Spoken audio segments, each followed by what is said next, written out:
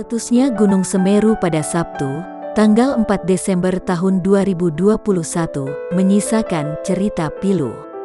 Salah satunya Ayu Ningsih, 23, seorang wanita yang tengah hamil 9 bulan.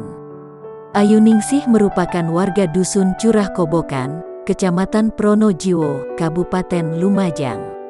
Ayu yang tengah mengandung janin berusia 9 bulan berhasil selamat dari sapuan awan panas guguran Gunung Semeru.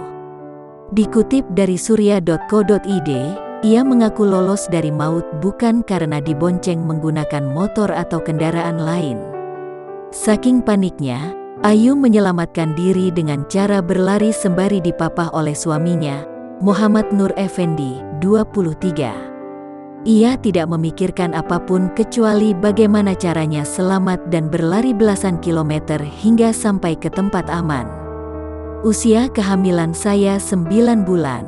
Saya tak memikirkan apa-apa, pokoknya saya, anak yang dikandung, dan suami selamat, katanya, Senin, 6/12.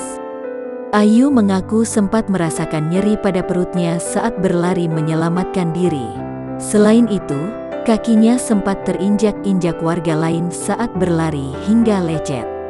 Petugas piket pos kesehatan di Puskesmas Penanggal, Suwarno, menyebut janin yang dikandung Ayu dalam kondisi sehat.